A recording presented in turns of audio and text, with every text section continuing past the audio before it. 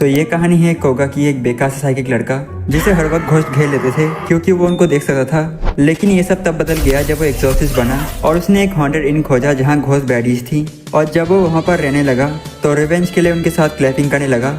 और जब वो पहली बार इन पहुंचा तो वहाँ पर उसे कोई घोस्ट नहीं मिला, तो उसने सोचा कि महीनों बाद पहली बार नहाने का मौका है। लेकिन अचानक उसने देखा कि वही बात में एक घोस्ट लड़की नहा रही है और वो घोस्ट शौक थी कि कोगा उसे देख सकता है। और शर्म के मारे उसने उस पर पानी बरसाकर उसे बेहोश कर दिया। और जब वो होश में आया तो वो एक औरत की गोद में पड़ा था और उस औरत ने अपना नाम नकाई बताया जो इनकीपर थी। और तभी एक नशेड़ी लड़की जिसका नाम नॉनको था वो अंदर आई और वो इतनी अजीब लग रही थी कि कोगा डर गया। और अचानक एक कोनाई उसके चेहरे के पास से निकल गई और उसने देखा कि ये सगरी नाम की लड़की ने फेंकी थी, जो इस बात से गुस्सा थी कि वो नॉनको के गोल संतरों को देख रहा था। और फिर एक कैट गर्ल जिसका नाम याया था मेज के नीचे से उसके प्लॉट रीजन के पास निकल आई। और तभी कोगा को समझ में आया कि ये इन सच में स्पिरिट से हॉन्टेड नहीं है बल्कि यहाँ तो बस फ्रीकी साइकोस का झुंड था। और बाद में जब वो अपने रूम में गया तो उसने देखा कि दीवार से केक्स बाहर निकल रही हैं और उसे समझ में आया कि ये वही घोस्ट लड़की है जो बात में थी। और उसने उसे खींचकर बाहर निकाला और वो उसके चेहरे पर बैठ गई। और उस लड़की ने अपना नाम यूना बताया जो इस इन से बंधी हुई घोस्ट थी। और उसे इतना अच्छा देखकर कोगा ने सोचा कि उसे एक्सरसाइज करना मुश्किल होगा क्योंकि उसके पास बस पंचिंग का ही तरीका था। और इसके बाद यूना ने फुट ऑन लगाए और दोनों सोने के लिए लेट गए। लेकिन भाई परेशान था क्योंकि उसका मैग्नम शांत नहीं था और लड़की को पता था कि वो कमरे में है। तो उसने उससे पूछा कि वो उराजिन इन क्यों आया और उसने बताया कि उसकी जिंदगी परेशानी से भरी थी क्योंकि उसका बॉडी स्पिरिट्स के लिए वेकेशन स्पॉट था और वो इवल स्पिरिट से नफरत करता था और उन्हें डिफीट करने के मिशन पर था ताकि अपनी नॉर्मल लाइफ वापस पा सके। और यूना ने कहा कि वो खुश है कि वो यहाँ आया क्योंकि पहली बार वो किसी इंसान से बात कर रही थी जो उसे नहीं डरता था। और फिर कोगा ने यूना से उसके लिंगरिंग रिग्रेट के बारे में पूछा क्योंकि उसके मास्टर ने उसे एक बार बताया था कि स्पिरिट ज्यादा समय तक रुकने के बाद इवल बन जाते हैं और बेहतर होगा कि उसका लिंगरिंग रिग्रेट खत्म हो जाए ताकि वो देर होने से पहले असेंड कर सके। और यूना को हैरानी हुई कि कोगा उसके लिए चिंतित है। और तभी अचानक एक छोटा चूहा कहीं से आ गया जिससे यूना डर गई और उसकी पावर एक्टिवेटेड हो गई और पूरी रूम की चीजें और कोगा हवा में रुक गए। और उसने जल्दी से माफी मांगी कि जब भी वो डरती है ऐसा ही होता है। और तभी अचानक कोगा फिर से फ्लोर पर गिरा, लेकिन इस बार वो उसके ऊपर था और उसका प्लॉट आर्मर टूट गया और उसके संतरे दिख गए। और यूना फिर एम्बेरेस हो गई और तुरंत अपनी पावर एक्टिवेट करके उसे खिड़की से बाहर फेंक दिया। और अगले दिन जब कोगा टाउन से एक्सप्लोर करके लौट रहा था उसने अचानक देखा कि एक गैंडल्फ वानाबी यूना को घूर रहा है और कोगा को इंस्टेंटली लगा कि कुछ गड़बड़ है और वो जल्दी से इनकी तरफ दौड़ पड़ा। लेकिन गैंडल्फ पहले ही रूम में पहुंच चुका था और यूना को जबरदस्ती हेवन भेजने की कोशिश कर रहा था ताकि वो इविल न बन जाए। और कोगा ठीक उसी समय रूम के एंट्रेंस पर पहुंचा और देखा कि वो बस एक ग्लम मॉन्क था जो उसे एक्सरसाइज करने आया था। और कोगा ने सोचा कि शायद ये यूना के लिए सही होगा, लेकिन यूना दर्द में कहने लगी कि वो अभी जाना नहीं चाहती क्योंकि उसे अभी भी बहुत कुछ देखना और करना है और उसने एक नया दोस्त बनाया है जिसे वो अभी जान भी नहीं पाई। और तभी कोगा ने इंस्टेंटली एक्शन लिया, लाइटनिंग पकड़कर उसे तोड़ दिया और मॉन्क गुस्से में आ गया और कोगा पर हमला कर दिया, सोचते हुए कि वो यूना की सुरक्षा कर रहा है क्योंकि वो दोनों अनहोली एक्टिविटीज कर रहे थे। लेकिन कोगा ने उसे एक ही मुक्के में नॉकआउट कर दिया और उसने यूना से कहा कि उसने तय कर लिया है कि वो उसके लिंगरिंग रिग्रेट को खत्म करने में मदद करेगा। और ये सुनकर यूना रो पड़ी क्योंकि किसी ने उससे पहले ये नहीं कहा था। और तभी उन्हें मॉन्क की घुरघुराना सुनाई दी और कोगा यूना को बचाने के लिए बढ़ा, लेकिन गलती से उसने उसके संतरे को पकड़ लिया जिससे वो इंस्टेंटली एक्टिवेट होकर उसे फिर से दूसरी लड़कियों के बात में फेंक देती है और उसे देखते ही सगोरी ऑलमोस्ट उसे खाई जाती है। और अगले दिन कोगा उठा तो उसने खुद को हवा में पाया और यूना उसके ऊपर लेटी थी और उसकी छाती अनसेंसर थी जिससे कोगा डर गया और दोनों नीचे नदी में गिर गए। और इसके बाद कोगा हॉलवे में चल रहा था इन सभी क्रेजी चीजों से परेशान, लेकिन यूना ने विनती की कि वो अब उससे दूर सोएगी और कोगा ने कहा कि उसे ज्यादा अच्छा लगेगा अगर वो चेंड हो जाएं। और सगोरी ने यह सुना और समझा कि वो कुछ नॉटी कह रहा है और उसने धमकी भरे टोन में कहा कि वो उसे खुद चेंड करेगी। और कोगा उनके साथ टेबल पर बैठ गया और बोला कि उसे हैरानी है कि वो सब यूना को देख सकते हैं और इसी वजह से वो अंत में धमकी महसूस नहीं करते। और कोगा को शक हुआ कि कहीं ये सब भी घोस्ट तो नहीं है, लेकिन नॉनको ने जवाब दिया कि वो घोस्ट नहीं है और अपने प्लॉट का व्यू दिखाकर साबित कर दिया। लेकिन और नॉटी बेवकूफ बोला कि घोस्ट ज्यादा समय तक रह जाने पर अनरिकग्नाइजेबल हो जाते हैं। और तभी नॉनको ने उसका सर पकड़कर अपने संतरों में घुसा दिया ताकि उसका डाउट साफ हो जाए। और कोगा तुरंत पीछे हट गया क्योंकि उसकी स्मेल बिना धोए अंडरवेयर जैसी थी। और यूना ने बताया कि ये उसकी ड्रिंकिंग हैबिट्स की वजह से है। और सगेड़ी अचानक बिना बजाय गुस्सा हो गई और यूना से पूछने लगी कि क्या कोगा ने उसके साथ कोई नोटी काम किया। और यूना को तुरंत उनके अजीब मूवमेंट याद आ गए और वो शर्म से लाल होकर रूम की सारी ऑब्जेक्ट्स हवा में उठाने लगी। और ये देखकर सगेड़ी ने तुरंत कोगा को आफ्टर लाइफ में भेजने की कई कोशिशें की, लेकिन कोगा ने बोल्डली कहा कि उसका रूम फोर्स छोड़ने का कोई इरादा नहीं है और उसने यूना से वादा किया है कि वो उसे हेवन असाइन कराएगा। और ये सुनकर सभी लड़कियां गंभीर हो गई और समझ गई कि यह सच है, एक दिन यूना को असेंड करना ही होगा। और कुछ पलों बाद बाहर से एक आवाज सुनाई दी और जाकर देखा तो वही गेंडू मोंग था जो कल आया था और वो अपनी क्लैन लेकर यूना को जबरदस्ती एक्सरसाइज करने आया था। और वो थर्स्टी वर्ल्डी लड़कियों को देखकर अपने लीडर से परमिशन मांगने लगा कि वो उनके साथ जैसा चाहे वैसा कर सकते हैं। और ये देखकर कोगा ने लड़कियों से कहा कि वो छुप जाएं और वो अकेला ही ये संभालेगा क्योंकि ये उसकी गलती है। लेकिन शॉकिंगली वो सभी आगे आ गई और अपनी अपनी पावर से मॉन्स की धुलाई शुरू कर दी और कोगा बस शॉक में खड़ा देखता रह गया। और तभी नकाई वहाँ पर आई और एक मिस्टीरियस पावर एक्टिवेट कर दिया जिससे सारे मॉन्स को इंस्टेंटली गुड फॉर्चून मिल गया और उन्होंने तुरंत अपनी जॉब्स छोड़ दी। और कोगा कंफ्यूज था लेकिन यूना ने समझाया कि नकाई असल में एक प्रोटेक्टिव हाउस होल्ड डेटी है जो लक मैनिपुलेट करती है। और भाई एक्साइटेड हो गया और नकाई से कहा कि वो उसे भी थोड़ी लक दे दे ताकि वो अपना रेड क्रिप्टो पोर्टफोलियो रिवाइव कर सके। लेकिन सगोरी ने एडवाइस किया कि वो ऐसा ना करे क्योंकि यह पावर बेनिफिशियरी की फ्यूचर लक यूज करती है और ये पक्का नहीं है कि भाई के पास आगे लक भी है या नहीं। और इसके बाद सभी ने ऑफिशियली कोगा का इनमें स्वागत किया। और अगली सुबह जब कोगा उठा तो उसने यूना के केस को अपने मुंह के ऊपर पाया और वो खुद को यूना के नीचे से निकालने की कोशिश कर रहा था ताकि उसके डिस्ट्रैक्टेड पावर ट्रिगर ना हो। लेकिन तभी अचानक यूना जाग गई और एम्बेरस होकर उसे फिर से खिड़की से बाहर फेंक दिया। और बाद में डाइनिंग तक चलते हुए उसने कोगा से माफी मांगी कि वो हमेशा उसके साथ ऐसा कर देती है। और इसी बीच अचानक कोगा को एक क्यूट बिल्ली मिली और उसने उसे पकड़ लिया ताकि सहला सके। और यूना ने उसे वार्न करने की कोशिश की लेकिन कोगा ने उसकी वार्निंग इग्नोर कर दी और बिल्ली इंस्टेंटली याया में ट्रांसफॉर्म हो गई जिससे कोगा शॉक हो गया। और उसी समय सगोरी आ गई उबलते हुए मूड में और कोगा का कल्चर एग देखकर और फिर कोगा तुरंत उनको समझाने लगा। लेकिन याया ने चीजें और बिगाड़ दी ये कहकर कि कोगा ने उसे जानबूझकर पकड़ा था। और इसके बाद नकाई ने रिपोर्ट दी कि उसे एक पेटिशन मिली है जिसमें कोगा को परमानेंटली इनसे बाहर निकालने की रिक्वेस्ट की गई है और ये डिसाइड करने के लिए कि ये ग्रांटेड होगा या नहीं एक कंपटीशन होगा जिसमें विनर हारने वाले के लिए कुछ भी डिसाइड कर सकता है। और नकाई ने रिवील किया कि कंपटीशन पिंग पोंग बॉल है और याया और सगोरी ने एक टीम बनाई कोगा और यूना के खिलाफ। और कोगा ने बताया कि उसे इस गेम से नफरत है जिससे याया और सगोरी को कॉन्फिडेंस मिल गया। लेकिन जैसे ही मैच शुरू हुआ उन्हें समझ में आ गया कि भाई तो असल में मजाक कर रहा था वो तो असल में प्रो है। और कोगा ने रिवील किया कि वो एक बार पिंग पोंग कोच के दौरान पोजेस हो गया था जिसने उसे बहुत कठोर ट्रेनिंग दी थी जिसे वो सच में नफरत करता था। लेकिन उसी की वजह से कोगा एक्चुअली एक नेशनल लेवल एक्सपर्ट बन चुका था। और ये सुनकर सगोरी सीरियस हो गई और खुद को 5 क्लोन में बांट लिया और एक डिसेप्टिव सर्व मारा। और उसने यूना से कहा कि वो उसे इस फुद्दू बेवकूफ से बचाने वाली है और एक और सर्व मारा। लेकिन यूना जब उसे डिफेंड करने की कोशिश कर रही थी तो उसे उनके अजीब पोजीशन याद आ गए और वो एम्बेरस हो गई। और फिर भी उसने सारी बॉल सक्सेसफुली रिटर्न कर दी। और कोगा यह देखकर सरप्राइज हुआ और उसे इनकरेज किया कि वो ऐसा करती रहे। लेकिन दोनों टीमों के बीच लगातार आगे पीछे के बाद जब स्कोर टाई हो गया और यूना की पावर एक्टिवेटेड होना बंद हो गई क्योंकि वो एम्बेरसमेंट की आदत डाल चुकी थी। और सगोरी ने आखिरी सर्व मारा जो विनर डिसाइड करने वाला था। और जल्दी सोचते हुए यूना ने कोगा को अपनी पैंटीज दिखा दी जिससे वो इंस्टेंटली एम्बेरस हो गई और पिंग पोंग टेबल को पलट दिया और सर्व जमीन पर गिर गई। और नकाई ने डिक्लेयर कर दिया कि कोगा और यूना विनर्स हैं। लेकिन यूना बहुत ही एम्बेरस हो गई और सबको फिर से खिड़की से बाहर फेंक दिया। और अब वापस रूम में आकर रीअरेंजिंग के समय सगोरी ने कोगा से कहा कि वो अब उसे बाहर निकालने की कोशिश नहीं करेगी लेकिन अगर उसने उन्हें कभी चोट पहुंचाई तो किक आउट होना उसकी सबसे छोटी प्रॉब्लम होगी। और दोनों लड़कियां एक टेबल उठाने की कोशिश कर रही थी और कोगा ने मदद करने की पेशकश की लेकिन वो बेवकूफ फिसल गया और उनके संतरे पकड़ लिए और इससे उसकी इतनी धुलाई हुई कि वो ऑलमोस्ट हेवन पहुंच ही गया। और अगली सुबह यूना उठी और पैनिक मोड में चली गई जब उसे एहसास हुआ कि कोगा गायब है। और वो लड़की स्पाइरल करने लगी और सोचने लगी कि उसने चैट डीप कर लिया क्योंकि वो खुद कंप्लीट मैनेज की तरह बिहेव कर रही थी। और वो पूरी जगह लॉस्ट पपी की तरह सर्च करने लगी। और तभी थैंकफुली नकाई ने उसे समझाया कि भाई तो बस अपने स्कूल के एंट्रेंस सेरेमनी के लिए गया है और स्कूल में कोगा अपनी बेस्ट लाइफ जीने वाला था। और आखिरकार उसका सपना पूरा हुआ था कि वो एक नॉर्मल स्कूल में पढ़ सके उन सालों के बाद जब हर प्रीवियस स्कूल में रैंडम स्पिरिट ने उसे बर्बाद किया था। और भाई ने खुद को स्पिरिट मीडियम ट्रेन किया था ताकि अगर कोई भी घोष उसके स्पीच से खिलवाड़ करे तो वो उसे वन शॉट कर सके। लेकिन जाहिर है उसकी सेलिब्रेशन जल्द ही खत्म हो गई जब यूना वहां आ गई और कोगा ने देखा कि एक रैंडम स्टूडेंट यूना के बीच से सीधा निकल गया जिससे उसे याद आया कि नॉर्मल लोग उसे क्लासरूम में उड़ते हुए नहीं देख सकते। और अब क्लासरूम में एक एब्सोल्युटली बेकार से जगह पर उसने अपना इंट्रोडक्शन दिया और एक लड़के ने बताया कि माना जाता है कि उनकी स्कूल की सबसे हॉटेस्ट लड़की चिसाकी उनके क्लास में है जिसके होने पर वो गश करने लगा। और इस बीच कोगा ने उस लड़की को देखा और उसे कुछ भी स्पेशल नहीं लगा क्योंकि उसके लिए वो एक्सपायर मिल्क जैसी अपीयरेंस रखती थी। और तभी उसने देखा कि यूना सच बिहेव कर रही है और चिसाकी की स्कर्ट के नीचे झांकने की कोशिश कर रही है। और कोगा ने डिस्परेटली उसे रोकने की कोशिश की लेकिन यूना की केओटिक एनर्जी जीत गई। और क्योंकि बाकी कोई भी घोष लड़की को नहीं देख सकता था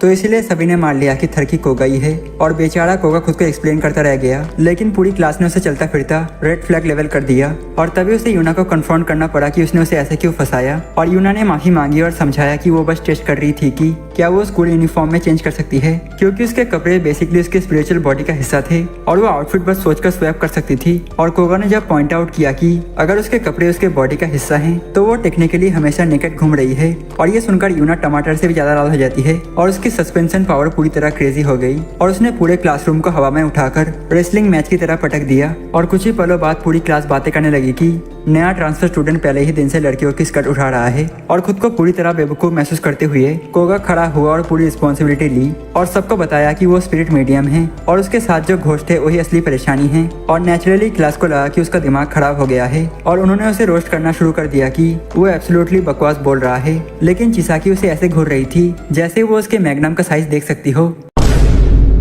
और ब्रेक के समय चिसाकी ने उसे एक प्राइवेट बात के लिए बुलाया और कोगा के दिमाग में तुरंत कंक्लूजन आने लगे कि उसे अब लव कन्फेशन मिलने वाली है स्कूल के पहले ही दिन। लेकिन इसके बजाय चिसाकी ने उसे रियलिटी चेक दिया कि उसे अपने घर में हो रही सुपरनेचुरल अजीब चीजों को लेकर कोगा की मदद चाहिए। और कोगा यह मान गया और कहा कि वो चेक करेगा। लेकिन जैसे ही वो उसके रूम के अंदर घुसा, चिसाकी का दिमाग सीधा गटर में चला गया और उसने सोचा कि कोगा उसे पीछे से पकड़कर डिस्ट्रॉय कर देगा। और कोगा ने चिसाकी की कंप्लेन वाले पोजेस पसीज एग्जामिन करने शुरू किए और हर एक पर मुक्के बरसाने लगा ताकि उसमें छुपे स्पिरिट को एक्सरसाइज कर सके। और यह देखकर चिसाकी वंडर करने लगी कि क्या वो प्राइवेट में भी इतना रफ होता है। What do you mean by that?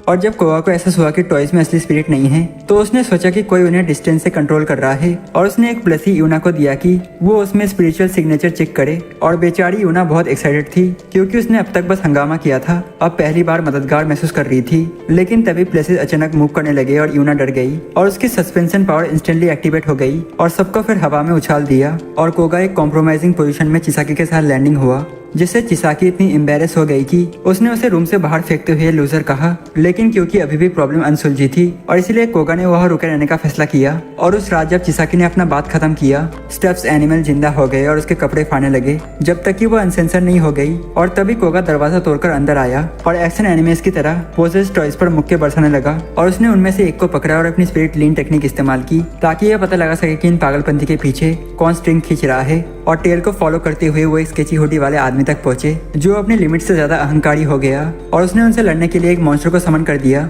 और कोगा आगे बढ़ा और अपनी सिग्नेचर वन पंच मूव के साथ मॉन्स्टर्स को सेकंड्स में खत्म कर दिया। और हुडी वाला आदमी तुरंत दया मांगने लगा और अपने ट्रू फॉर्म में ट्रांसफॉर्म हो गया। और वो असल में एक यंग लड़की निकली जिससे सब शॉक रह गए। और उसने अपना नाम कोयुजू बताया और समझाया कि वो एक यूजलेस क्लैन से थी जहां लड़कियों को बेसिक मैजिक सीखने के बाद अपने दम पर जीने के लिए बाहर निकाल दिया जाता था। और उसने एडमिट किया कि उसने एडल्ट में ट्रांसफॉर्म होकर सोसाइटी में घुलना मिलना चाहिए था, लेकिन वो सेफ शिफ्टिंग में बहुत खराब थी और किसी एबेंडन टेम्पल में बेघर की तरह रह रही थी। और उसने ये भी बताया कि ये पूरी गड़बड़ तभी शुरू हुई जब उसने चिसाकी को देखा और उसके एसेट्स पर ऑब्सेस हो गई और इसलिए उसने डॉल्स के अंदर मैजिकल लिप्स डाले ताकि वो HD में एक्सक्लूसिव कंटेंट स्ट्रीम कर सके। और जब चिसाकी को उसके ऊपर दया आई और कंफर्ट करने के लिए वो उसके पास गई तो वो छोटी लड़की तुरंत एडवांटेज लेने लगी, ऐसे तरीके में जो तुमने बस अपने सपनों में देखे होंगे। जिससे चिसाकी इतनी एम्बेरस हो गई कि उसने मुड़कर कोगा को कंप्लीट लूजर कहा और भाई हैरानी में पड़ गया कि ये उसकी गलती कैसे है। और उस रात वो कोइजू को इनमें लेकर आए और जब अगले दिन चिसाकी ने उसके बारे में पूछा तो कोगा को याद आया कि वो लड़की पूरी रात हर बैलून के साथ खेलते हुए अपने लाइफ का टाइम निकाल रही थी। और आखिर में थैंक यू जेस्चर के रूप में चिसाकी ने उसे कुछ फ्री कुकीज ऑफर की, जिससे वो हद से ज्यादा खुश हो गया क्योंकि उसने कभी नहीं सोचा था कि उसके ब्रोक लाइफ में इतना अच्छा टेस्ट मिलेगा। और कुछ दिनों बाद शेगरी ने अपने लेटेस्ट मिशन में स्पिरिट डिमोलिश करने के बाद न्यूज पाई कि उसकी अगली असाइनमेंट एक यूकाई को हंट करने की है। लेकिन इस बार उसे चूमा निंजा आर्मी द्वारा एक ट्रेंड स्पिरिट मीडियम की बैकअप की जरूरत थी और बस किस्मत से कोगा ही बस एक ऑप्शन था। और अगले दिन वो स्कूल पहुंची और उसे रूफटॉप पर मिलने के लिए कहा, जिससे कोगा का एक क्लासमेट शॉक हो गया जो उसकी सुंदरता के लिए मनी मन गुनिंग कर रहा था। और पहले सगोरी जिद्दी और प्राउड एक्ट कर रही थी, लेकिन आखिरकार उसे अपना ईगो निगलना पड़ा और एडमिट किया कि कोगा सच में इतना पावरफुल है कि यूजफुल हो सकता है। और वो उसे मिशन के लिए हायर करना चाहती थी, लेकिन यूना से कहा कि वो इस बार बाहर रहे क्योंकि चीजें स्पाइसी और खतरनाक होने वाली थी। और उस रात कोगा मीटिंग स्पॉट पर पहुंचा ये सोचते हुए कि ये मिशन कितना भयानक होने वाला है और ये यूकाई वाकई ही किसी ओवरपावर इंसान के लिए होगा। और तभी तो सगोरी को भी इसकी मदद की जरूरत पड़ी। और जब सगोरी आखिरकार वहाँ पहुंची तो उसने कोगा को कुछ कपड़े दिए और कहा कि मिशन के लिए इनको पहनना पड़ेगा। और जब वो तैयार हो गया तो उसने बम गिराया कि पार्क में एक कल्चर यूकाई घूम रहा है जो कपल्स को टारगेट कर रहा है और उनके साथ ज्यादा टची हो रहा है। और उसने बताया कि उसे बुलाने की वजह यही थी कि वो दोनों कपल बनकर एक्टिंग करे और खुद को चाड़े की तरह इस्तेमाल करके उस क्रीपी मॉन्स्टर को बाहर निकाले। और उसने ये भी समझाया कि ये पर्टिकुलर यूकाई उन्हीं कपड़ों पर ऑब्सेस्ड थे जिसमें इंसानी फेरोमोन्स एब्जॉर्ब हो चुके हों, जो मॉन्स्टर स्टैंड अप के हिसाब से भी घिनौना है। और जब कोगा ने पूछा जो कपड़े उसने दिए हैं क्या वो यूकाई के खिलाफ कोई प्रोटेक्शन देंगे, तो सगोरी ने बड़े कैजुअली कहा नहीं, क्योंकि उनको मॉन्स्टर को अट्रैक्ट करना था। और ये सुनकर कोगा एहसास करता है कि अगर उनके कपड़े डिसॉल्व हो गए तो वो उसे पूरी ग्लोरी में देख सकता है, जिस पर उसने तुरंत धमकी दी कि वो उसे आफ्टर लाइफ में भेज देगी। लेकिन फिर उसने कोगा को सरप्राइज कर दिया ये कहकर कि अगर इससे उन सभी औरतों को बचाया जा सकता है जिन्हें ये नॉटी मॉन्स्टर परेशान कर रहा है तो वो उसके सामने स्ट्रिप्ट होने में भी नहीं हिचकिचाएगी।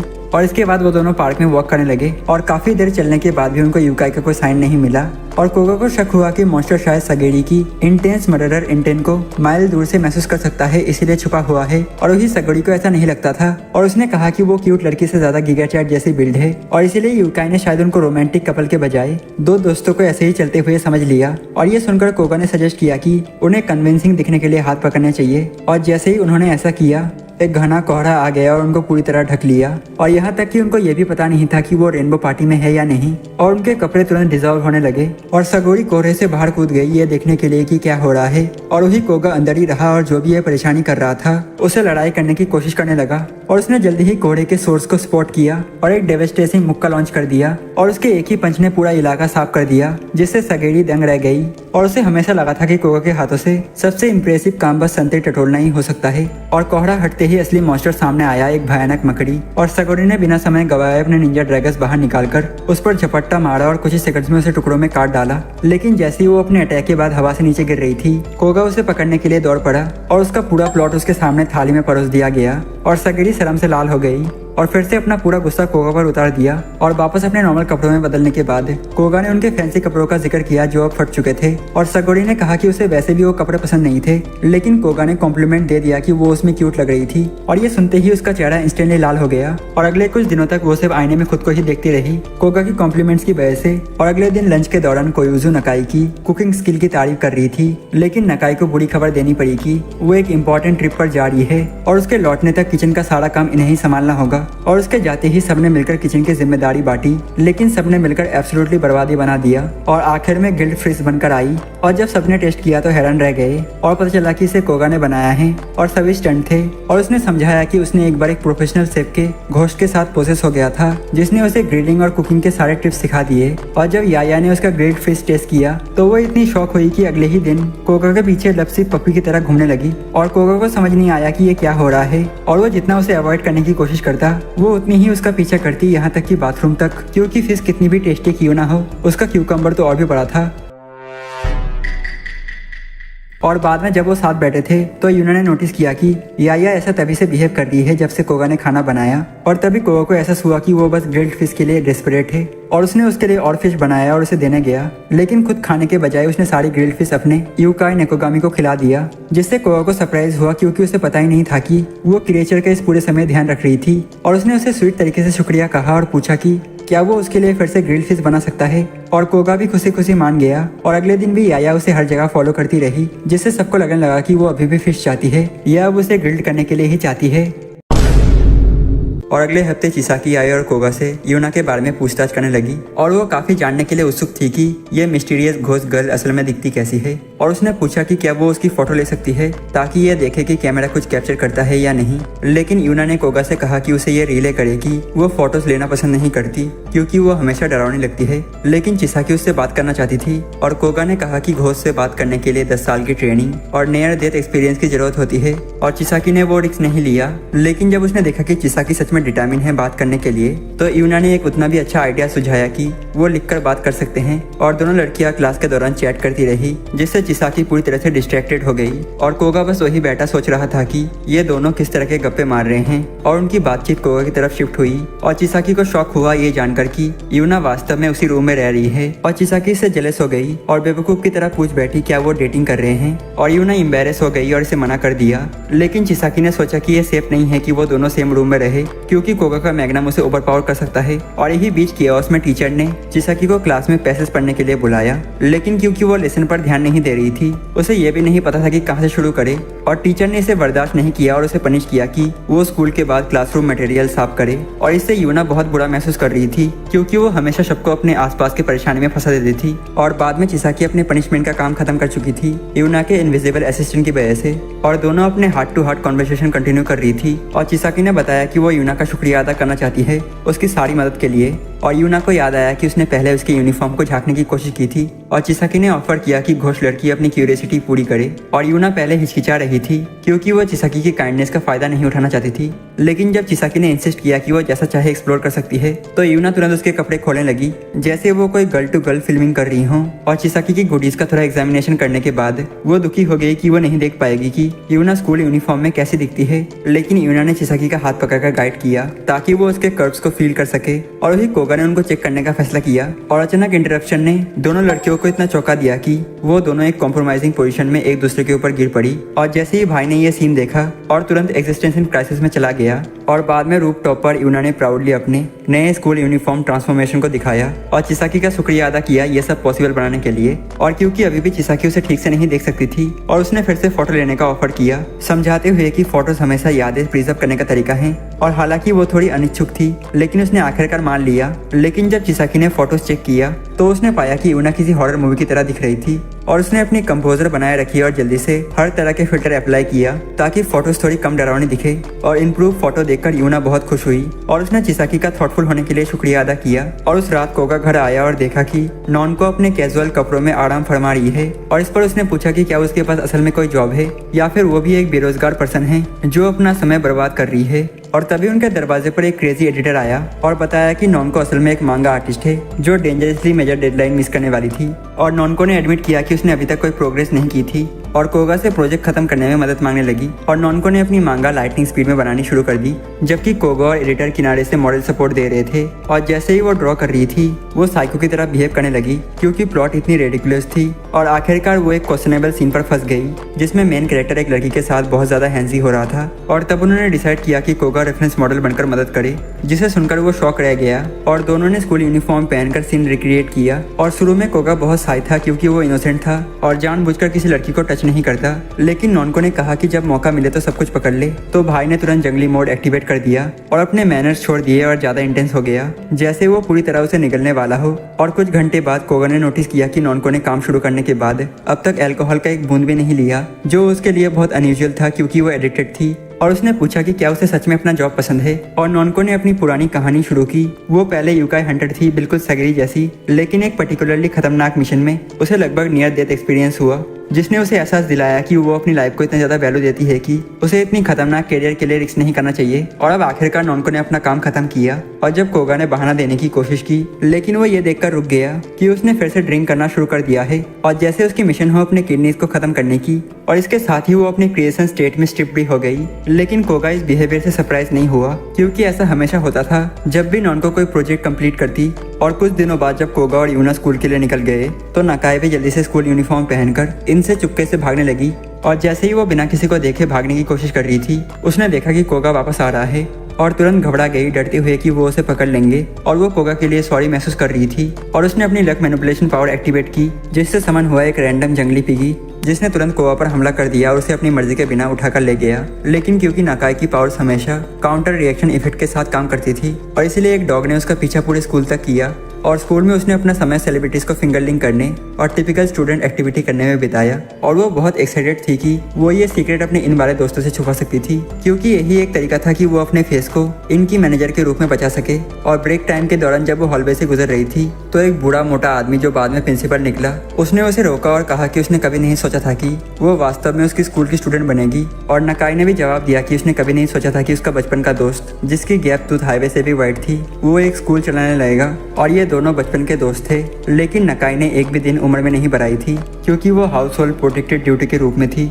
और वो बूढ़ा आदमी दूर जाने लगा और उसे कॉन्ग्रेचुलेट किया क्योंकि स्कूल जाना जैसे हर इंजन करती थी और वो हमेशा उसका बड़ा सपना रहा था। और कुछ घंटों बाद जब नकाई और उसके दोस्त अपना लंच लेकर खाने जा रहे थे और तभी दो छपड़ी लड़के आए और उनको परेशान करने लगे, लेकिन ये छपड़ी ऐसे दिख रहे थे जैसे कचरे के डिब्बे से घुटनों के बल चलते हुए आए हैं। तो लड़कियों ने तुरंत उन्हें शट डाउन कर दिया और ये उन्हें अनॉय कर गया। और जब लड़कियां वहां से जाने की कोशिश की तो ये छपड़ी उनका रास्ता ब्लॉक कर दिए। लेकिन जब नकाई ने ट्रू फेमिनिस्ट की तरह अपने लिए खड़े होने की कोशिश की तो एक छपड़ी ने उसका लंच हवा में फेंक दिया बस मस्ती के लिए। लेकिन नकाई ने तुरंत अपनी लक मैनिपुलेशन इस्तेमाल की और मैजिकली सारे खाने को ट्रे पर वापस रख दिया जैसे कुछ हुआ ही नहीं हो। और बेवकूफ़ों ने परेशान करना जारी रखा और एक छपड़ी ने तो उनको घोड़े की तरह राइड करने का ऑफर दे दिया। लेकिन नकाई ने उसे चेतावनी दी कि उसके बटन मत पुश करो, लेकिन उस छपड़ी ने उसकी वार्निंग को इग्नोर किया और उसे जबरदस्ती पकड़ने की कोशिश की। तो नकाई ने फिर से अपनी लक मैनिपुलेशन एक्टिवेट की, लेकिन इस बार बैड लक के लिए, और यूनिवर्स से रिक्वेस्ट की कि उन्हें सबसे ग्रूसल फेथ मिले। और तभी कोगा वहाँ पर आ गया जैसे उनका पर्सनल नाइटमेयर और छपड़ियों से कहा कि लड़कियों के साथ जो भी बकवास कर रहे हो उसे बंद करो। और उन्होंने सोचा कि ये कौन है और उस पर हमला करने की कोशिश की, लेकिन कोगा ने उनको ब्लैक बेल्ट की तरह पीट दिया और उन्हें अपनी धूम उठाकर भागते देखा। और नकाई ने तुरंत अपना चेहरा कवर कर लिया और शॉक होकर देखा कि कोगा उन छपड़ियों के लिए उनके लिए bad luck of power set था और साथ ही उसका अपने लिए भी काउंटर रिएक्शन था। और इसी बीच बाकी दो लड़कियां तुरंत उसके पास आ गई, पूरी तरह से स्मिटन और तैयार थी कि खुद को उसके ऊपर फेंक दे। लेकिन उसने उन्हें बताया कि वो कूगर्स में इंटरेस्टेड है और बिना ये एहसास किए कि नकाई वही खड़ी है, और वो वहाँ से चला गया। और उस रात नकाई अपनी यूजुअल इनकीपर पर्सोना में लौट आई और कोगा घर आया बिना किसी चीज का एहसास किए। लेकिन नकाई खुश थी कि उसने उसके ऐसे किसी से मुलाकात की थी। और कुछ दिन बाद कोगा ने यूना से पूछा उसके लिंगरिंग रिग्रेट क्या हो सकते हैं, लेकिन वो पूरी तरह क्लूलेस थी। तो उसने सजेस्ट किया कि वो अलग अलग एक्टिविटीज करे ताकि पता चल सके कि कौन सी चीज उसकी यादों को ट्रिगर करती है और उसे मॉर्टल वर्ल्ड से बांधे रखती है। और तभी नकाई ने उसे याद दिलाया कि वो हमेशा यूनोवाल विजिट करना चाहती थी, एक हॉट स्प्रिंग फैसिलिटी जो हाल ही में टाउन में खुला था। और नकाई ने फिर टिकट निकाले और सजेस्ट किया कि वो दोनों साथ में डेट पर जाएं, जिससे दोनों तुरंत एम्बेरस हो गए। और उनके आउटिंग के दिन वो पूरी डेट सिचुएशन को लेकर अभी भी ऑकवर्ड महसूस कर रहे थे, लेकिन ये कुछ ऐसा था जो यूना सच में करना चाहती थी और इसीलिए कोगा ने उसके लिए पॉसिबल बना दिया। और वो फैसिलिटी पहुंचे और फ्रंट डेस्क पर रिसेप्शनिस्ट ने बताया कि ये टिकट स्पेसिफिकली कपल्स के लिए हैं। लेकिन अपने जीनियस अंदाज में बेवकूफ कोगा ने जवाब दिया कि वो किसी के साथ डेट पर है जिसे सिर्फ वही देख सकता है, जिससे रूम में सभी ने उसे पागल समझ लिया। और हालांकि शायद रिसेप्शनिस्ट ने उसे दया में अंदर जाने दिया और वहां जाकर कोगा और यूना स्विम सूट पहन लिए। और कोगा सोचने लगा कि लोग वास्तव में डेट पर क्या करते हैं, क्योंकि ये उसका पहली बार था कि वो किसी लड़की के साथ ऐसे एक्सपीरियंस कर रहा था। और उन्होंने देखा कि दूसरे कपल्स क्या कर रहे हैं और उनको कॉपी करने की कोशिश की। लेकिन जब कोगा स्टाफ से वही ट्रीटमेंट मांगता तो वो हमेशा कहते कि रोमांटिक पैकेजेस सिर्फ कपल्स के लिए हैं, अकेले लड़कों के लिए नहीं, जिससे वो बहुत टेरेबल महसूस करने लगा। और यूना ने अपनी इनविजिबिलिटी के लिए माफी मांगी और दोनों ने फैसला किया कि वो वाटर स्लाइड जाएंगे, क्योंकि इसे एंजॉय करने के लिए कोई स्पेशल कपल स्टेटस की जरूरत नहीं थी। और यूना पहले गई और कोगा तुरंत उसके पीछे, लेकिन गलत टाइम पर उसके स्विमसूट ने धोखा दे दिया और उड़ गया और किसी तरह वो उसके ऊपर गिर गई, एक पूरी तरह से कॉम्प्रोमाइजिंग पोजीशन में, जिससे दोनों बहुत एम्बेरस हो गए और कोगा का दिमाग शॉर्ट सर्किट हो गया और वो ओवरलोड से बेहोश हो गया।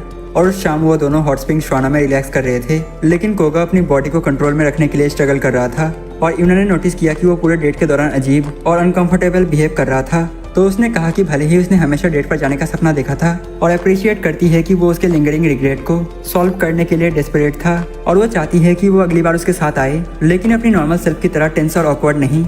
और कुछ दिन बाद जिनशिरो नाम का एक भ्रमित बेवकूफ, जिसे लगता था कि उसके पास गोकू रिज है, अचानक अजनबी लड़कियों को किडनैप करने लगा, क्योंकि उसने खुद को यकीन दिला लिया था कि सारी लड़कियां उसके अटेंशन के लिए डेस्परेट हैं। लेकिन उसका वफादार नौकर ओबारो ने उसकी मोटी खोपड़ी पर जोरदार चमाट मारा और समझाया कि ये सब बहुत ही इरेशनल हरकत हैं। और फिर उसने समझाया कि ये नॉर्मल लड़कियां उसकी वाइफ बनने लायक नहीं है, क्योंकि उसे एक हाइब्रिड चाहिए अकामे और नेजुको का। और इधर इनमें कोगा की नींद खुली और उसने देखा कि वो फिर से यूना के साथ एक अजीब सी पोजीशन में फंसा हुआ है और वो चुपचाप खुद को अलग करने की कोशिश करने लगा, इससे पहले कि यूना जाग जाए और उसे कमरे के दूसरी तरफ फेंक दे। लेकिन तभी उसने देखा कि उसका पैर किसी तरह यूना की अंडरवेयर में उलझा हुआ है, जिससे वो पूरी तरह कंफ्यूज हो गया कि ऐसा हुआ कैसे। और उसी पर यूना की आंख खुली और वो शर्म से लाल हो गई और गुस्से और एम्बेरसमेंट में उसने कोगा को फिर से ऐसे फेंक दिया जैसे वो कोई कचरा हो। और उस ऑकवर्ड वेकअप के बाद यूना को बहुत बुरा लगा और वो सोचने लगी कि वो रोज कोगा की जिंदगी खराब कर रही है और वो यहाँ तक सोचने लगी कि खिड़की से कूद जाए, लेकिन सबने उसे दूसरी बार मरने से रोक लिया। और फिर बाकी लड़कियों लड़कियों ने बताया कि वो इसकी भरपाई कैसे कर सकती है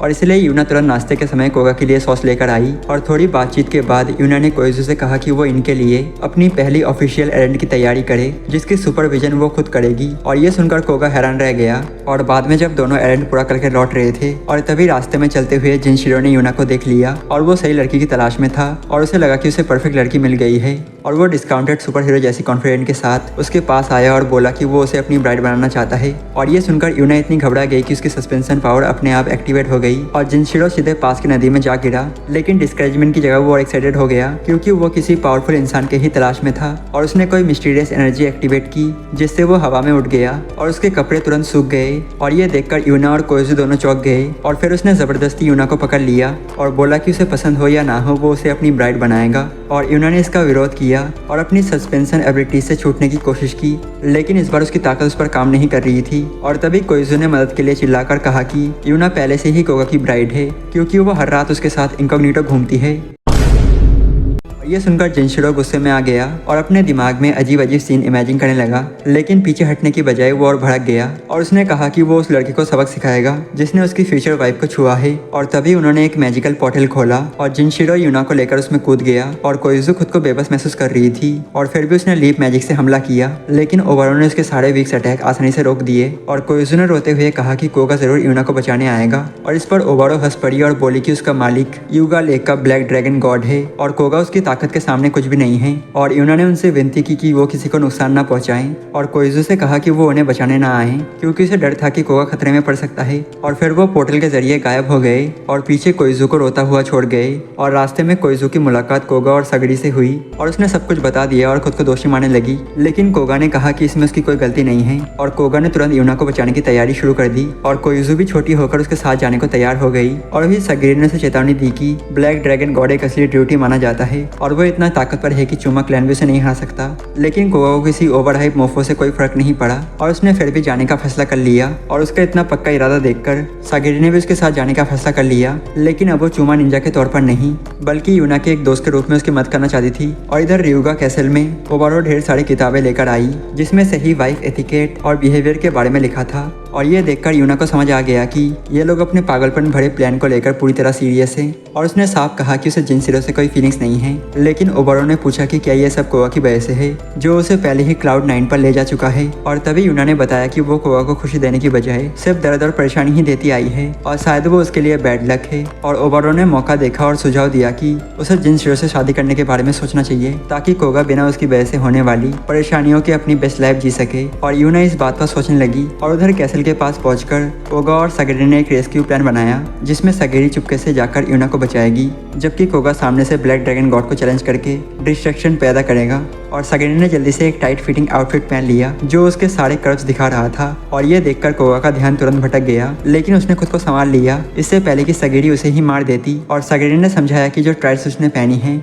वो उसे हिट होने पर डैमेज से बचाएंगी। और तभी अचानक एक सिटी गार्ड ने उन्हें सुन लिया और वो भी कोइजू की बेवकूफ़ी की वजह से, लेकिन सगेरी ने तुरंत उसे बेहोश कर दिया इससे पहले कि वो कुछ हंगामा करता। और फिर उन्होंने तुरंत अपना प्लान शुरू कर दिया और सगेरी तुरंत यूना की तरफ बढ़ गई, लेकिन कोगा ने प्लान के खिलाफ जाकर सीधा फ्रंट गेट से अंदर घुसते हुए जिनशिरो को लड़कारा और यूना को छोड़ने की मांग की। और ये देखकर सगेरी हैरान रह गई क्योंकि ये प्लान में नहीं था। और गार्ड्स ने कोगा को पकड़ लिया और उसे अपने बॉस के पास घसीट कर ले गए। और इधर जब सगेरी यूना को ढूंढ रही थी उसे पता ही नहीं था कि ओबरो पहले से ही वहाँ उसका इंतजार कर रही है। और उधर कोगा ने जिनशिरो से बात करना शुरू किया और पूछा कि क्या वो सच में किसी घोस्ट से शादी करने वाला है। और इस पर जिनशिरो ने उसे इग्नोरेंट फूल कह दिया और उसने बताया कि पुराने जमाने से ड्रैगन्स और दूसरी रेसेस के बीच बच्चे पैदा होते रहे हैं क्योंकि इसके लिए इसे स्पिरिचुअल जेनेटिक सोल चाहिए होते हैं। और फिर उसने कोगा से पूछा कि क्या वो पहले यूना के साथ ज्यादा क्लोज रह चुका है। और कोगा समझ गया कि ये बात ड्रैगन गॉड को परेशान कर रही है, तो उसने उसकी जेलसी का फायदा उठाकर टाइम खरीदने का फैसला किया। और उसने कहा कि वो और यूना रोज इंटेंस वर्कआउट करते हैं और संडे को तो 2 बार करते हैं।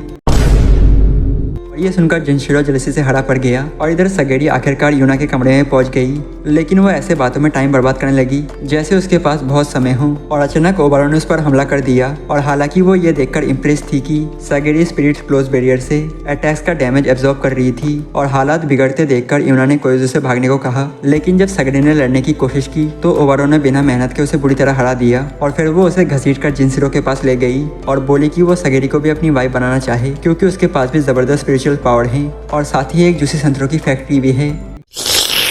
जब उस बिगड़े हुए गॉड ने सगेरी को ठीक से देखा तो उसने तुरंत उसे अपनी कलेक्शन में शामिल करने की मंजूरी दे दी। और उधर कोगा जिनशिरो के जलसे से खेलना जारी रखना चाहता था और उसने बात और बढ़ाते हुए कहा कि वो और यूना शावर में भी बूमे करते थे। और ये सुनकर जिनशिरो आग बबूला हो गया और गुस्से में आकर उसने आगे बढ़कर कोगा को एक जोरदार पंच मारा, जिससे वो उड़कर आसमान में चला गया। और ये देखकर यूना और सगेरी दोनों चौंक गए और जब वो जमीन पर गिरा तो सबको लगा कि शायद वो मर गया है, लेकिन उसकी उंगली हिली और वो धीरे धीरे उठ खड़ा हुआ और उस झटके से उसकी हाथ की कर्ज भी टूट चुकी थी। और उसने जिनशिरो को चेतावनी दी कि वो दोनों लड़कियों को छोड़ दे वरना वो जबरदस्ती उन्हें घर ले जाएगा। और ये सुनकर जिनशिरो हंस पड़ा और बोला कि कोगा को कॉमेडी करियर शुरू करने के बारे में सोचना चाहिए। और फिर जिनशिरो ने घमंड से कहा कि वो उनकी वेडिंग नाइट को लेकर कितना एक्साइटेड है। और ये बात कोगा को पूरी तरह भड़का देती है और गुस्से से पूरी तरह भरकर कोगा आगे बढ़ा और ऐसा एक जबरदस्त पंच मारा कि जिनशिरो सीधा चांद तक जा पहुंचा। और ये देखकर सब लोग दंग रह गए।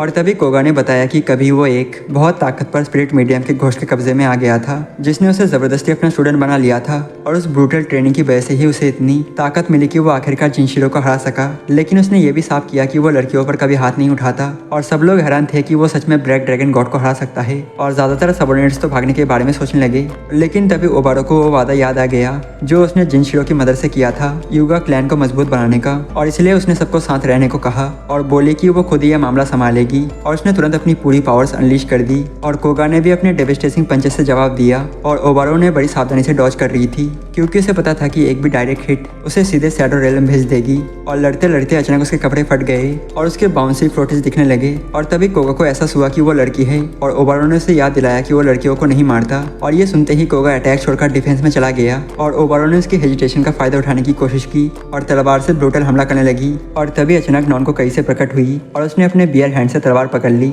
और ये देखकर ओबारो दंग रह गई कि एक और बहुत ताकतवर लड़की लड़ाई में कूद पड़ी है। और नॉनको ने सबको लड़ाई रोककर घर जाने का आदेश दिया, लेकिन ओबारो ने मना कर दिया और कहा कि ऐसा नहीं होगा क्योंकि सबको जिनशिरो की ब्राइड्स बनना है। और जब कोगा ने उसे समझाने की कोशिश की तो उसने उसे चुप करा दिया और कहा कि वो भी इसमें शामिल है। और कोगा ने कहा कि बिना लड़े भी ऐसा सुलझाया जा सकता है। और ओबारो को समझ नहीं आया कि कैसे। और तब कोगा ने कहा कि उसके पास परफेक्ट स्ट्रेटेजी है। और कुछ समय बाद जिनशिरो होश में आया और वो पूरी तरह कंफ्यूज था। और ओबारो ने बताया कि उसने लड़ाई में कोगा को हरा दिया है। और ये सुनकर वो हैरान हो गया क्योंकि उसे आखिरी बात यही याद थी कि वो ऑर्बिट में उड़ गया था। और ओबारो ने समझाया कि उसकी पंच की पावर से रिक्वेल हुआ और उसका दिमाग ग्लिच कर गया। और फिर उसने यूना और सगेरी की तरफ इशारा किया जो डिस्गाइज में ऐसे दिख रहे थे जैसे वो सेटिस्फाई होकर हेवन की तरफ असेंड कर रहे हों ताकि उसके सारे रिग्रेट्स खत्म हो जाएं। और किसी तरह से ये बेवकूफ़ उस अजीब कहानी पर भरोसा कर बैठा और मान लिया कि उसे घोष वाइफ नहीं मिलनी थी। और इधर यूना ने कोगा से कबूल किया कि उसके दिल के किसी कोने में उसे जिनशिरो की ब्राइड बनने का ख्याल आया था। और कोगा ने सोचा कि शायद शादी करने की चाह ही उसका लिंगरिंग रिग्रेट है,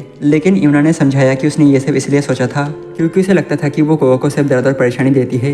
लेकिन कोगा ने कहा कि उसे इससे कोई फर्क नहीं पड़ता और वो उसे हर हाल में खुश रखेगा। और इधर ओबारो को जब एहसास हुआ कि कोगा उसके मास्टर से भी ज्यादा ताकतवर है तो उसने चुपचाप कसम खाई कि वो किसी भी तरह उसे हराएगी। और अगले दिन जब कोगा की नींद खुली तो उसने महसूस किया कि उसका हाथ किसी नरम और गोल चीज को पकड़ रहा है। और उसे जब पता चला कि वो ओबारो के संतरे पकड़ रहा है तो वो बुरी तरह घबरा गया और उसे समझ नहीं आया कि वो उसके कमरे में कैसे पहुंची। और ओबारो ने आराम से कहा कि वो उससे बच्चा चाहती है क्योंकि उसे एक स्ट्रॉन्ग वॉरियर चाहिए और ये उसके क्लैन के फ्यूचर के लिए सबसे अच्छा होगा। और ये सुनकर कोगा और यूना पूरी तरह शॉक हो गए। और अब वीकेंड्स पर चिसाकी ने लेजेंडरी हॉन्टेड यूराजियन जाने का फैसला किया क्योंकि यूना ने उससे बहुत रिक्वेस्ट की थी। और हालांकि वो डरी हुई थी फिर भी हिम्मत करके चली गई। और वो एक्साइटेड भी थी क्योंकि अब उसे मौका मिलने वाला था ये देखने का कि यूना और कोगा साथ कैसे रहते हैं। लेकिन जैसे ही उसने सामने का दरवाजा खोला उसका दिमाग ऑलमोस्ट शॉर्ट सर्किट हो गया और वो सीधे कोगा और किसी रैंडम लड़की को baby making judo fighting technique practice करते हुए देख बैठी।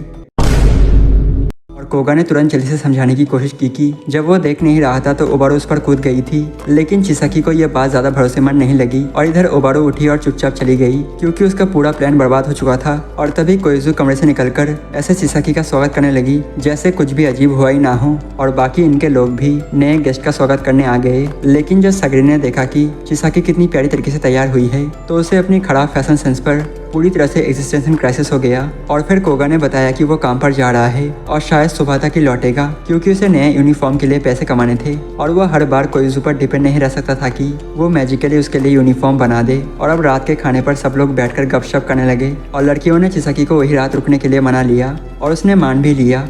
और इसके बाद उसने नकाई के साथ मिलकर इटालियन डिशेस बनाई जिन्हें खाकर याया ऐसे रिएक्ट कर रही थी जैसे उसे अपने ज़िंदगी का मतलब मिल गया हो और बाकी लोग सोचने लगे कि क्या उसे कंट्रोल करना इतना आसान है। और अब शावर टाइम पर लड़कियां चिसाकी की तारीफ करने लगी और बोली कि उसके पीछे लड़कों की लाइन लगी होगी। और ये सुनकर ओबारो पास आई और चिसाकी से पूछा कि कोगा को इम्प्रेस करने के टिप्स क्या हैं। और चिसाकी ने मान लिया कि उसे इस मामले में बिल्कुल एक्सपीरियंस नहीं है, लेकिन उसने इतना ज़रूर कहा कि किसी पर डेस्परेट मेनिया की तरह टूट पड़ना कभी काम नहीं करता। और ओबारो ने जवाब दिया कि उसे वो लड़का पसंद ही नहीं है, बस उसे अपना फ्यूचर बेबी डैडी बनाना है। और ये सुनकर चिसाकी का मुंह खुला का खुला रह गया और वो जोश में आ गई और चर्च से सीखी हुई सारी बातें उसे लेक्चर की तरह सुना दी। और उस रात यूना, चिसाकी और कोयुजू एक ही कमरे में स्लीप ओवर करने लगे और थोड़ी देर बेकार की बातों के बाद सभी सो गए। लेकिन चिसाकी को नींद नहीं आ रही थी क्योंकि वो सोच रही थी कि वो एक लड़के के कमरे में सो रही है और यूना, कोगा रोज इसी कमरे में रहते हैं। और उधर नींद में यूना ने अपनी स्लीप एक्टिविटी शुरू कर दी और चिसाकी को ह्यूमन पिलो बना लिया। और इधर चिसाकी हिल नहीं पाने की हालत में गलती से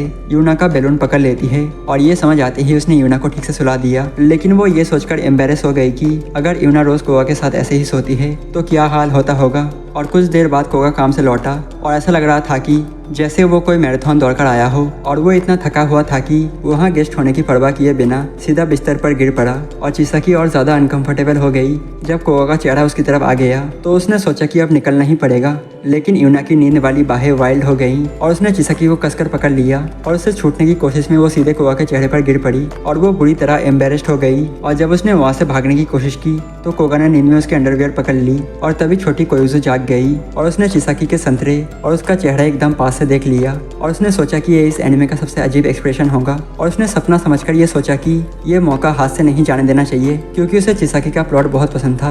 और उसने एक ट्विंग डैंगल अपने मुंह में डाल लिया और ये देखकर चिसाकी सोचने लगी कि इससे ज़्यादा और क्रेजी रात कैसी हो सकती है। और फिर चिसाकी ने जल्दी से उसे हटाया, लेकिन उल्टा वो कोगा के चेहरे पर बैठ गई जिससे वो आखिरकार जाग गया। और कोगा सोचने लगा कि यहाँ कौन सा परफॉर्मेंस चल रहा है, लेकिन उसे लगा कि ये यूना की नींद वाली हरकतें हैं तो उसने जेंटलमैन बनकर उसे ठीक से ढक दिया इसके बजाय कुछ गलत करने के। और जैसे ही वो फिर से सोने के लिए जाने वाला था और ओबारो अचानक दरवाजा तोड़ते हुए अंदर घुस आई किसी को ढूंढते हुए। और ओबारो दरअसल लेट नाइट एक्शन के इरादे से आई थी, लेकिन कोगा ने उसे तुरंत मना कर दिया और इससे उसे लगा कि शायद वो उसका चपटा होने की वजह से उसे पसंद नहीं करता। लेकिन कोगा ने साफ कहा कि ऐसा नहीं है और उसने समझाया कि वो सिर्फ उसी के साथ रोमांटिक चीजें करना चाहता है जिसे वो प्यार करता हो और जो उसे भी प्यार करती हो, और ना कि किसी ऐसे इंसान के साथ जो बस उसके मीट की क्रेविंग रखता हो। और ये सुनकर ओबारो को लगा कि वो कितना डम बेवकूफ़ है और वो गुस्से में पैर पटकते हुए चली गई और बोली कि वो इंतज़ार करेगी जब तक वो उससे प्यार न करने लगे। और अगली सुबह चिसाकी ने सबको गुड बाय कहा और यूना के लिए एक नोट छोड़ दिया और उसमें लिखा था कि वो नींद में लोगों से ज़्यादा चिपकना बंद करे वरना किसी दिन कोगा गलत समझ लेगा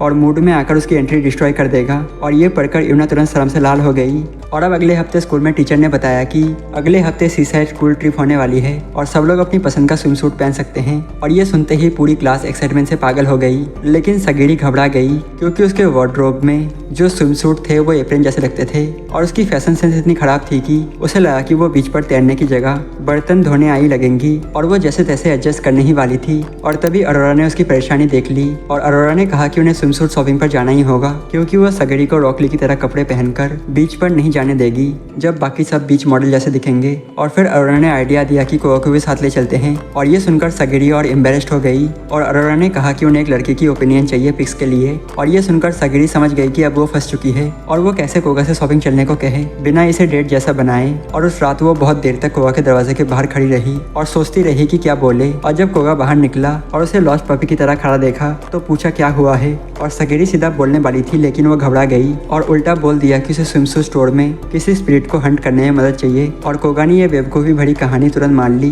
क्योंकि उसे लगता था कि उसकी जिंदगी का मिशन ही स्पिरिट से लड़ना है। और वो बिना सवाल किए उसके साथ चल पड़ा। और जब वो अरोरा से मिले तो कोगा ने पूछा कि यूकाई कहाँ है और अरोरा तुरंत समझ गई और झट से उसका साथ देने लगी। और स्टोर में लड़कियां अलग अलग स्विमसूट ट्राई करने लगी और कोगा सोचता रहा कि इसका स्पिरिट हंटिंग से क्या रिलेशन है। और अरोरा ने झूठ बनाए रखा और कहा कि उन्हें सुपर नॉर्मल एक्ट करना होगा ताकि स्पिरिट अलर्ट ना हो। और बेचारा कोगा फिर से सब मान गया जैसे उसका दिमाग यूनिसेलुलर हो। और सगेरी अलग अलग स्विमसूट पहनकर उसकी राय पूछती रही और कोगा कहता रहा कि सब अच्छे लग रहे हैं, लेकिन अरोरा हर बार मना कर देती है और बोलती कि सगेरी को कौन इंडस्ट्री में साइन होने जैसी लुक चाहिए। और इधर देर चेंजिंग रूम में सगेरी नर्वस होने लगी क्योंकि सारे सुझाव उसे बहुत सैसी बना रहे थे और अरोरा उसे मनाने लगी और मजाक में उसकी बंदूक पकड़कर खेलने लगी और बोलती रही कि उसे अपने मदर जीन्स का फायदा दिखाना चाहिए। और सगेरी भी ज्यादा एक्साइटेड हो गई और दोनों लड़खड़ाकर नीचे गिर पड़ी और धमाके की आवाज सुनकर कोआ को लगा कि स्पिरिट अटैक कर रहा है और उसने पर्दा झट से खींचा और सामने लड़कियों को एक बहुत ही सस पोजीशन में देख लिया। और बाद में घर लौटते वक्त कोआ को समझ आ गया कि स्पिरिट वाली कहानी पूरी तरह कचरा थी और उसने सगेरी से कहा कि अगर वो सच बता देती तो भी वो उसके साथ शॉपिंग चला जाता क्योंकि वो भी बीच ट्रिप को लेकर एक्साइटेड था। और अब सीसाइड स्कूल ट्रिप वाले दिन सबने स्विमसूट पहने और समुद्र में कूद पड़े और सब पानी में मस्ती कर रहे थे। और तभी किसी ने अफवाह छेड़ दी कि वहाँ एक क्रीपी क्रिएचर है जो लोगों को अचानक उठा लेता है और उसी पल कुछ स्लाइमी टेंटिकल्स निकल आए और सबके प्लॉट कवर खींचने लगे जिससे पूरे समुद्र में अफरा तफरी मच गई और लड़कियां चीख रही थी लेकिन वो चीख डर से ज्यादा एक्साइटमेंट जैसी लग रही थी। और कोगा और सगेरी तुरंत अटैक मोड में आ गए लेकिन वो क्रिएचर बार बार रीजनरेट हो रहा था जैसे उस पर अनलिमिटेड ग्रोथ चित लगा हो। और जल्दी ही उन्हें समझ आ गया कि उसकी असली बॉडी लगभग 300 मीटर नीचे पानी के अंदर है। और कोगा ने सबको चिल रहने को कहा और बिना डरे पानी में कूद गया और ये देखकर सब शॉक रह गए क्योंकि एक नॉर्मल इंसान ऐसा नहीं कर सकता। लेकिन सगेरी बिल्कुल सरप्राइज नहीं थी और कोगा ने नीचे जाकर मॉन्स्टर को एक ही हिट में खत्म कर दिया और उन लड़कियों को बचा लिया जो लगभग मॉन्स्टर के लिए प्रेग्नेंट होने वाली थी। रेस्क्यू के बाद लड़कियों ने क्लासमेट को सच्चाई बताने की कोशिश की लेकिन किसी ने विश्वास नहीं किया और सबको लगा कि कोगा ने उन्हें अपने फेक हीरो एक्ट से ब्रेन वॉश कर दिया है। और चिसाकी और उसके दोस्त को बुरा लगा और उन्होंने सोचा कि कोगा को एक असली स्पिरिट मीडियम होने का क्रेडिट मिलना चाहिए। और उन्होंने एक जीनियस प्लान बनाया और रात की टेस्ट ऑफ करेज एक्टिविटी में सगेरी नकली मॉन्स्टर समन करेगी और कोगा उसे सबके सामने हराएगा ताकि गवाह फैलाएं कि वो असली हीरो है। और ये प्लान परफेक्ट लग रहा था लेकिन उसी रात जब सब पेयर बनाकर जंगल में घूम रहे थे अचानक एक असली मॉन्स्टर सामने आ गया और सब डर के मारे पागल हो गए। और दरअसल उसे थोड़ी देर पहले दो बेकार लड़के जंगल में घूमते हुए कंप्लेन कर रहे थे कि उन्हें चिसाकी के साथ पेयर क्यों नहीं मिला। और चलते चलते वो एक पत्थर से टकरा गए और बिना बजाए एक बेवकूफ ने उस पत्थर पर लात मार दी और उसी पल उसमें सील किया हुआ मॉन्स्टर बाहर निकल आया और उस क्रिएचर ने उन्हें काटने की कोशिश की लेकिन तभी कोगा हीरो की तरह आ गया और उसने जानबूझकर अपना हाथ आगे कर दिया और मॉन्स्टर ने उसका हाथ काट लिया और सब शॉक रह गए। और मॉन्स्टर खुश हो गया क्योंकि वो उसका स्नैक्स बनने वाला था और बोला कि वो उसका हाथ तोड़ देगा लेकिन जब उसने जोर से काटा तो उसके अपने दांत चीप प्लास्टिक की तरह टूटने लगे। और अब मॉन्स्टर खुद कंफ्यूज हो गया कि हो क्या रहा है। और कोगा ने शांति से उन दोनों बेवकूफों से पूछा कि क्या उन्होंने पत्थर गिराया था और उन्होंने शर्मिंदगी से हाँ कह दी। और फिर कोगा घुटनों पर बैठ गया और मॉन्स्टर से माफी मांगने लगा कि उसने उसकी नींद खराब कर दी और उसने दोनों लड़कों को भी माफी मंगवाई। और मॉन्स्टर को समझ आ गया कि कोगा उससे कई ज्यादा ताकतवर है और उससे लड़ना बेकार है और इसीलिए वो अच्छे बच्चे की तरह वापस हील हो गया। और सब लोग हैरान हो गए कि कोगा ने बिना एक पंच मारे ही सबको सुलझा दिया और वो दोनों लड़के भी उससे माफी मांगने लगे उस पर डाउट करने के लिए। और उस रात बाद में जब लड़कियां सोना में अपने अपने प्लॉट साइज के साथ इंटेंस बैटल कर चुकी थी और जब वो बाहर निकली तो उनकी मुलाकात कोगा और उसके दोस्त से हुई और उसके दोस्त ने पूछा कि क्या वो रात में चुपके से गर्ल्स रूम में आ सकते हैं और लड़कियों ने तुरंत मना कर दिया। लेकिन यूना एक्साइटेड हो गई और बोली कि वो हमेशा से चाहती थी कि लड़के चुपके से कमरे में आए। और रात में लड़कियां कार्ड्स गेम खेल रही थी और सोच रही थी कि लड़के अंदर आएंगे कैसे क्योंकि दो टीचर दरवाजे पर जेल की गार्ड्स की तरह खड़े थे। और तभी अचानक कोगा खिड़की से अंदर आया अपने दोस्त को ऐसे उठाकर जैसे वो पिज्जा डिलीवरी कर रहा हो और सब हैरान रह गए कि वो अंदर कैसे आया। और उसने बताया कि कभी उस पर एक प्रोफेशनल रॉक क्लाइंबर की स्पिरिट चढ़ गई थी जिसने उसे सारे ट्रिक्स सिखा दिए थे। और सब यही सोचने लगे कि वो कितने स्पिरिट से पोजेस हो चुका है। और इसके बाद सब मिलकर गेम खेलने लगे और तभी उन्हें टीचर की आने की आवाज सुनाई दी और फौरन सब कंबल के नीचे घुस गए और सोने का नाटक करने लगे। और टीचर अंदर आई और सस्पिशियस होकर देखने लगी। और जबकि सगेरी, चिसाकी और यूना तीनों कोगा के साथ एक ही ब्लैंकेट में सार्डिन्स की तरह चिपक गए। और कोगा सोच रहा था कि यूना क्यों छुप रही है जब कोई उसे देख ही नहीं सकता। लेकिन यूना उसकी छाती से चिपकी हुई थी और शर्म से लाल हो रही थी और इतनी नजदीकी से लेटे रहने पर उसकी हालत ऐसी हो गई जैसे वो फ्लड गेट से ओवरफ्लो होने वाली हो। और यूना की हालत इतनी बिगड़ गई कि वो ऑलमोस्ट उस पर गिरने ही वाली थी जिससे टीचर को और ज्यादा शक होने लगा। लेकिन कोगा ने जल्दी से उसे पकड़ लिया इससे पहले कि सबका भांडा फूट जाए। लेकिन यूना बहुत ज्यादा एक्साइटेड हो गई और उसकी घोस्ट पावर फिर से एक्टिवेट हो गई और अचानक सब लोग ऐसे हवा में उछल गए जैसे किसी इनविजिबल ट्रैम्पोलिन से टकरा गए हों। और इससे पहले कि टीचर को समझ पाती कोगा ने अपने दोस्त को पकड़ा और एक ही पल में खिड़की से बाहर निकल गया और इसलिए टीचर को कुछ भी सस्पिशियस नहीं मिला। और अगले दिन जब यूना और कोगा एक्वेरियम में समुद्री जीव देख रहे थे और तभी कुछ लड़के आए और उससे पूछने लगे कि क्या उसने चिसाकी को उस रात के कैंप फायर डांस के लिए इन्वाइट किया है। और जब उसने नहीं कहा तो वो तुरंत खुशी से उछल पड़े और तुरंत चिसाकी के पास भाग गए और फिर यूना ने उससे पूछा कि क्या वो उसके साथ डांस करेगा, लेकिन फिर उसने खुद ही मना कर दिया और बोली कि चिंता मत करो। और उस रात फेस्टिवल में यूना बहुत एक्साइटेड थी क्योंकि उसे डांस करना बहुत पसंद था। और तभी कोगा को समझ आया कि वो पहले ही कहना चाह रही थी और उसने यूना को डांस के लिए इन्वाइट किया। और जब वो दोनों डांस कर रहे थे तो बाकी स्टूडेंट हैरान थे कि कोगा अकेले ही क्या कर रहा है, क्योंकि उन्हें यूना दिखाई नहीं दे रही थी।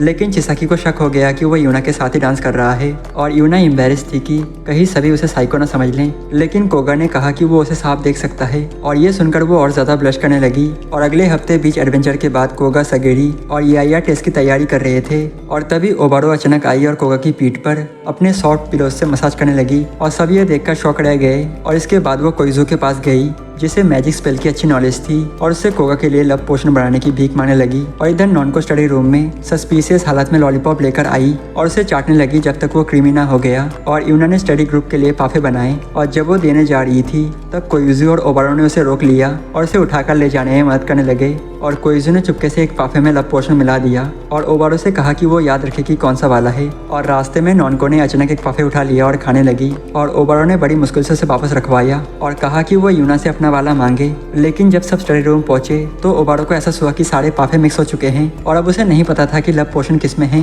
और उसने रैंडम ही सबको सर्व कर दिया। और कुछ मिनट बाद सगेरी अचानक कोगा के आसपास अजीब बिहेव करने लगी और फिर वो उसकी गोद में बैठकर अपनी एसेट दिखाने लगी। और तभी ओबारो समझ गई कि गलती से सगेरी ने लव पोशन वाला खा लिया था और थोड़ी देर में उसका असर खत्म हो गया। और सगेरी को बहुत एम्बेरसमेंट हुई क्योंकि वो हमेशा मोरालिटी की बातें करती थी और वो भागकर अपने कमरे में छुप गई और कोगा उसके पीछे गया ये देखने की वो ठीक है या नहीं। और तभी ओबारो को याद आया कि कोइजू ने कहा था कि लव पोशन तभी काम करता है जब पहले से थोड़े फीलिंग्स हो और इसका मतलब साफ था कि सगेरी कोगा से प्यार करती थी। और अगले हफ्ते यूना सबसे पहले जागी और उसने देखा कि कोगा चैन से सो रहा है और उसका हाथ उसके एक संतरों पर रखा हुआ है और वो धीरे से हटने लगी इससे पहले कि उसका मूड खराब हो जाए और वो उसे फिर से फेंक दे। लेकिन कोगा ने नींद में अपना दूसरा हाथ उसके दूसरे संतरे पर रख दिया और ये देखते ही यूना ट्रिगर हो गई और उसे कमरे के बाहर फेंक दिया। और बाद में उस दिन कोइजू चिसाकी के घर चली गई और याया फिर से वेकेशन पर निकल गई और सगेरी अपने गाँव लौट गई और बाकी लोग इधर उधर चले गए और अब घर में सिर्फ कोगा, यूना और 2 पागल लड़कियां बची। और सबके जाने के बाद नॉनको को काम से कॉल आया और उसने कोगा से फिर मदद मांगी क्योंकि वो फिर लेट हो गई थी और कोगा को बहुत अनोइंस हुई। लेकिन नॉनको ने वादा किया कि वो उन्हें लग्जरियस वेकेशन पर ले जाएगी। और अब प्रोजेक्ट खत्म करने के बाद सब लोग हवाई के एक बीच हाउस की तरफ निकल पड़े एक बार अपने जिंदगी में टाइम पर काम पूरा करने की खुशी में। और सब लोग बीच पर चिल करने गए और वहाँ कोगा मसाज के बहाने लड़कियों के साथ शरारत करने लगा। और जब यूना की बारी आई तो गलती से उसका हाथ ऐसी जगह चला गया जहाँ बिल्कुल नहीं जाना चाहिए था और यूना का चेहरा पूरा लाल हो गया और उसने उसे इंसानी रॉकेट की तरह आसमान में उड़ा दिया। और उड़ते उड़ते कोगा ने एक रहस्यमय घोष लेडी को पहाड़ी के पास उदास खड़े हुए देखा। और बाद में वेकेशन हाउस में नॉनको ने उसे उस भूत की कहानी सुनाई और ये एक दर्दनाक लव स्टोरी थी जिसमें एक लड़की अपने सच्चे प्यार के साथ भागना चाहती थी क्योंकि उसके मॉम डैड जबरदस्ती उसकी शादी करवाना चाहते थे और दोनों ने उसी क्लिप पर मिलने का प्लान बनाया था। लेकिन लड़का रास्ते में कार एक्सीडेंट में मर गया और जब लड़की को ये पता चला तो उसने भी समंदर में कूदकर अपनी जान दे दी और अब उसकी आत्मा वही खड़ी उसका इंतजार करती रहती थी। और कोगा समझ गया कि यही वजह है जिससे वो आत्मा अटकी हुई है और यूना भी ये सुनकर बहुत उदास हो गई। और तभी कोगा ने क्यूपिड बनने का फैसला किया और दोनों को मिलाने के लिए निकल पड़ा। और जब वो लोग क्लिप पर पहुंचे जहां उस लड़की ने अपना नाम एमी बताया और उसने बताया कि उसका बॉयफ्रेंड दूसरी तरफ मरा था लेकिन वो वहां नहीं जा सकती क्योंकि वो एक बाउंड घोस्ट है। और यूना ये सुनकर हैरान हो गई क्योंकि एमी के उल्टा वो जहाँ चाहती थी वहाँ फ्रीली घूम सकती थी और सबको लगता है कि ऐसे इसलिए है क्योंकि वो बहुत लंबे समय से यहाँ मौजूद थी। और इसके बाद यूना और कोगा ने उस आदमी यासुहिसा को ढूंढ निकाला ताकि देख सके कि क्या वो भी कहीं फंसा हुआ है। और यासुहिसा ने माना कि वो भी डरा हुआ था और अपने गर्लफ्रेंड से मिलने की हिम्मत नहीं कर पा रहा था क्योंकि जब वो गुस्सा होती थी तो बिल्कुल मॉन्स्टर बन जाती थी। और यासुहिसा को बहुत बुरा लग रहा था कि उसकी वजह से उसकी गर्लफ्रेंड की मौत हो गई और वो गिल्ट के कारण उसकी आंखों में देखकर बात भी नहीं कर पाएगा। और ये सुनकर कोगा ने उसे चेतावनी दी कि अगर वो दोनों जल्दी आगे नहीं बढ़े तो यहाँ फंसे फंसे ही इविल स्पिरिट बन जाएंगे। और वो आदमी तो लगभग हार मान चुका था और घर जाने के लिए तैयार हो गया क्योंकि उसे लगा कि ये दोनों डेड लोग अपनी रिलेशनशिप को ठीक करने को लेकर सीरियस ही नहीं है। लेकिन तभी यूना ने एक नेक्स्ट लेवल मोटिवेशनल स्पीच दे दी जिसने कोगा को फिर से हिम्मत दे दी कि वो वापस जाकर अपनी गर्लफ्रेंड से बात करे और चीजें ठीक करने की कोशिश करे। और इसके बाद कोगा ने एक बैकअप प्लान बनाया और यासुहिसा से कहा कि अगर जरूरत पड़ी तो उसे यामी को फोर्स करके मूव ऑन कराना पड़ेगा अपने फोर्स एसेम्पशन एक्सोसिज्म का इस्तेमाल करके इससे पहले कि वो पूरी तरह एक इविल स्पिरिट बन जाए। और ये सुनकर यासुहिसा को आखिरकार अपनी गर्लफ्रेंड का सामना करने की हिम्मत मिल गई। लेकिन जैसे जैसे ही वो उसके सामने पहुंचा, यामी ने उसका स्वागत ऐसे पंचेस के बारिश से किया कि प्रोफेशनल बॉक्सर्स भी जेलस हो जाएं। और ये देखकर दोनों रिलेशनशिप काउंसलर हैरान रह गए, जो पूरा ड्रामा अनफोल्ड होते हुए देख रहे थे। और आखिरकार उस कपल ने अपनी सारी प्रॉब्लम सुलझा ली और बहुत प्यार भरे तरीके से साथ साथ हेवन एसेंड कर गए। और ये देखकर यूना बहुत खुश हो गई, लेकिन दूसरी तरफ कोगा थोड़ा उदास हो गया, क्योंकि उसे अभी तक ये समझ नहीं आया था कि आखिर कौन सी चीज यूना को लिविंग वर्ल्ड में रोके हुए है। और पूरे 1 साल से रूममेट होने के बावजूद कोगा ने उससे पूछा कि वो अपने लाइफ के बारे में बताए जब वो जिंदा थी।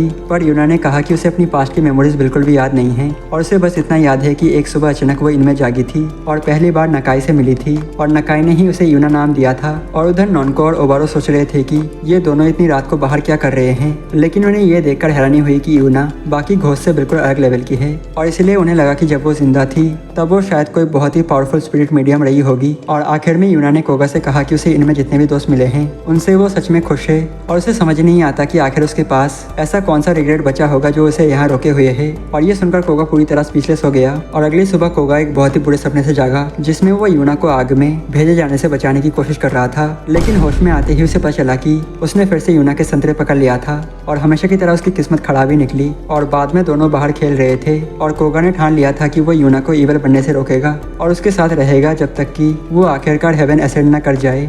और इसी के साथ ये एनिमे खत्म होता है। और आपको ये एनिमे कैसा लगा मुझे कमेंट करके जरूर बताना। और वीडियो पसंद आता है तो वीडियो को लाइक कर देना, चैनल को सब्सक्राइब कर देना, और जरूर से जरूर हाइप भी कर देना। और तब तक के लिए हम फिर मिलते हैं किसी और नए एनिमे के साथ। तब तक के लिए सनरा।